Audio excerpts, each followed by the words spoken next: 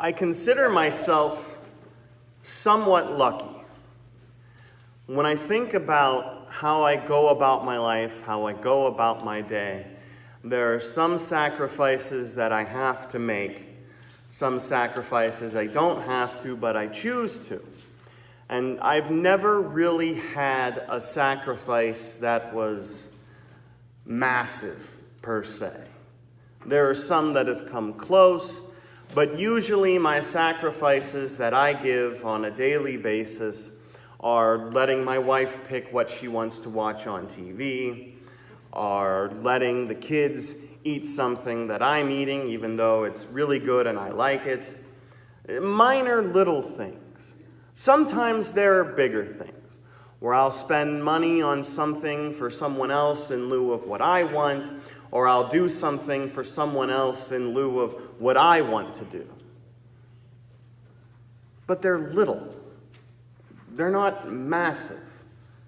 You know, when I think about today, when I think about Veterans Day, when I think about the sacrifices that men and women have put in for this nation, for our safety, for my personal safety, I can't help but shrink a little bit, to feel a little bit bad, that I complain sometimes about the things that I have to do. There are some people out there who are predisposed to give every facet of their life for a greater cause, for something greater, to lay down their own life for someone else. I think about that and I read things like our scripture from Mark today, as Jesus is teaching. The first thing he says is, "Beware of the scribes who like to walk around in long robes and be greeted with respect in the marketplaces and to have the best seats in the synagogue and the places of honor at banquets. They devour widows' houses and for the sake of appearances say long prayers. They will receive greater condemnation." You see, Jesus always spoke out against hypocrites. People who said they were one thing, but really were something else. Now, we see that today. We see that today. It's an unfortunate reality, but it's something that we're faced with every single day. We have people who like to say one thing, but their actions betray what they really are about. We see that in our nation. We see that in politics at times. We see that every day. What Jesus is saying is be authentic. Be who you are supposed to be. He says these people, they do these things to keep up appearances, so that they can feel good about themselves, so that they can have other people heap honor and privilege and respect and cloud upon them.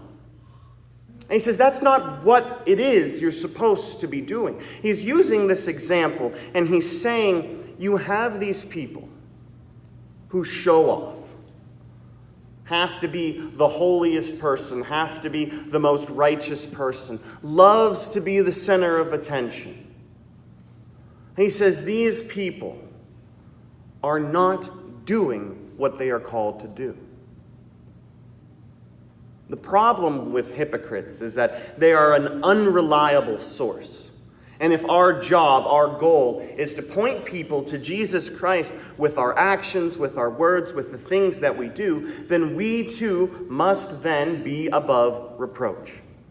We cannot be hypocritical in our faith. We cannot be hypocritical in our actions. We must do what God wants us to do.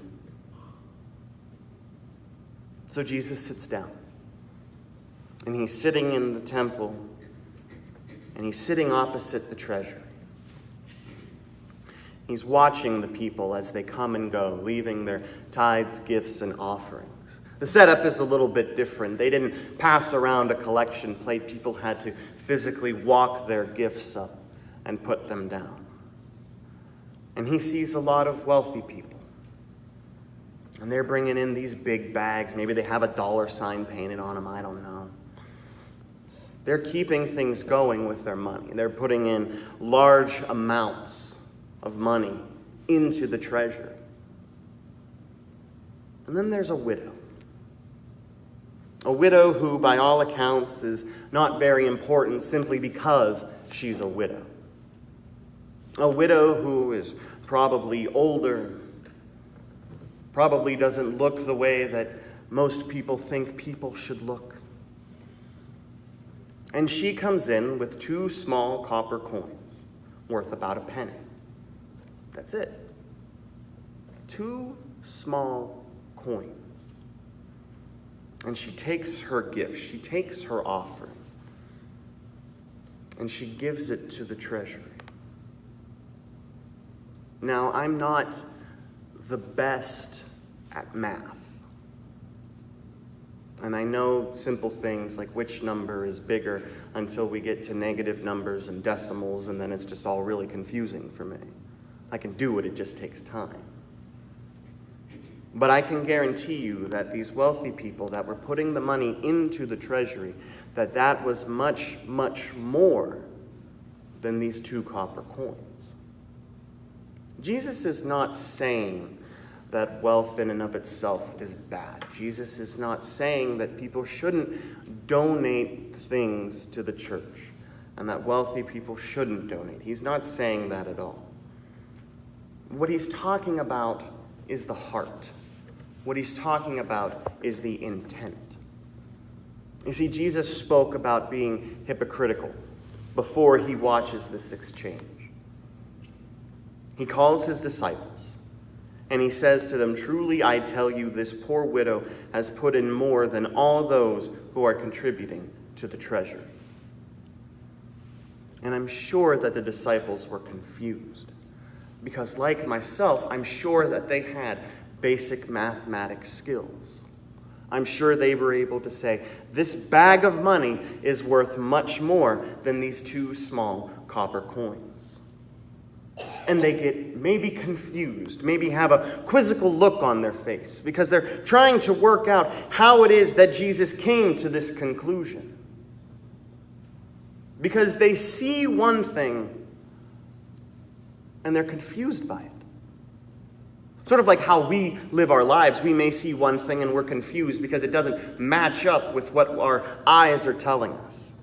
And so Jesus goes on to explain. He says, "For all of them have contributed out of their abundance." Makes sense. These people, these wealthy people, what they do is they decide, well, I have this much money, I have this much to spare, and so what I'm going to do is I'm going to give this much, so that it doesn't affect the standard of living, so that it doesn't affect how they live their lives, the lifestyle they have become accustomed to, all of these things. They choose to give out of their abundance what's left over. Thanksgiving's coming up soon. And we think about Thanksgiving and think about when we sit down at the table and there's this nice big turkey. And we think about which piece we want, if we want a leg, if we want thigh meat, if we want breast meat. And the way to get that is to be first. Be the first one served, because then you have the pick of the litter. Because you want what's best. And then there are some people that they'll wait. They'll wait and they'll hope and they'll pray that the type of meat they like is still there after everyone gets some. It's hard eating desserts with 6 kids, because they all go for the best stuff first. You know, when we had Halloween, and I decided to treat myself, have a piece of candy. By the time I did that, all the good candy was gone. There weren't no Reese cups, there weren't no Twix bars, there weren't no Snickers. They had all been taken and picked over. So I had a Tootsie Roll. I'm okay with it. I like Tootsie Rolls. But it ain't a peanut butter Reese cup. So I let them go first so they could have what they had. We think that we have to be the best, that we think that we have to, take care of ourselves first. And what Jesus is pointing out is that these people, they wanted to be first because they will put themselves above everything else. They decided that, what I want, what I need is much more important than what anyone else wants or needs. It sounds hard to think about it in terms like that because, again, who could fault someone for making a sizable donation to a religious organization? But this widow, her gift was special. He says, but she, out of her poverty, has put in everything she had, all she had to live on.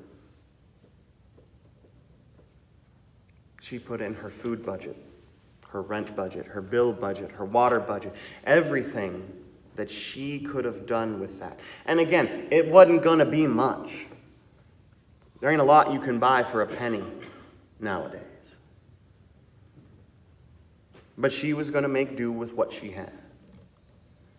And out of what she had, she gave it to God, sacrificing her needs, sacrificing her wants.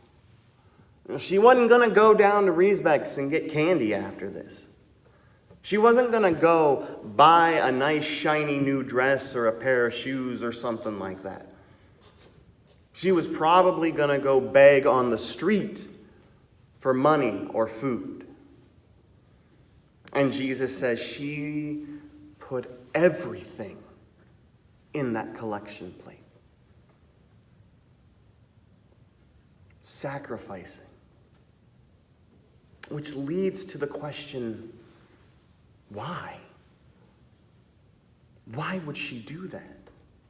I mean, numbers don't lie. We know that you have to have funds. We know that money can be exchanged for goods and services. We get that. We understand that. We accept this fact. It is the principle of our capitalist society in which we live in. If you have money, you can buy goods, you can buy services.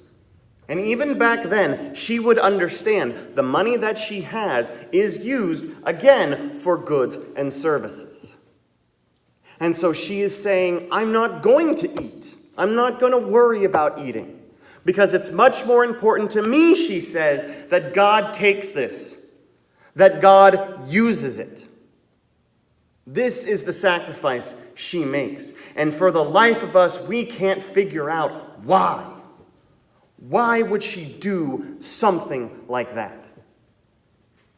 We know we have to be financially stable. We know we need the 401ks. We know we need money in the savings. We know that we have to plan for retirement, for this, that, and the other thing, that we have to do these things. We get that. We accept that because that is the world in which we live in. And this lady, she not only blows her retirement fund, she blows all of her money giving it to God. And the question is, why? The answer is because sometimes you just have to look at the bigger picture. You have to realize that there's something greater. You know, I think about Veterans Day, and I'm thinking, why? How? You know, I'm going to share this true story with you. I was in high school, okay? And a Marine recruiter called me. And we start chit-chatting and talking. You know, what do you want to do? What are you looking at doing? He said, you ever thought about being in the Marines? Things like that. And, you know, I'm just talking, being nice, being kind, all these things. And I'm like, honestly, you know, I get to the point where I'm like, dude, this isn't going to happen. Like, he's like, what scares you about it? And I said, well, I don't even think I could get through boot camp. And he says, okay, what's your height and weight? He's like, what type of shape are you in? And at this point, I'm just exasperated. I'm like, I'm pear-shaped, dude. And he's like, well, what's your height and weight? And so I tell him. And there's a 5-second pause. And he says, well, not everyone's cut out for services, sir. I hope that you have a great day. And he gets off the phone real quick. From that point on, I knew that I didn't have the stuff to be in the armed forces. And even if I did, I don't know what I would do. I don't know if I could do the things that they do. I don't know if that's a sacrifice I could make, but these people, they have it ingrained in them that they have to do something because doing something is greater than doing nothing. They have faith, they have trust that even though they're going to something that is hard, that could be dangerous, they have this faith that allows them to do these things because they are relying on the promises of God. Stepping out into an unknown future, stepping out into an uncertain future. And that is exactly what the widow did in this story.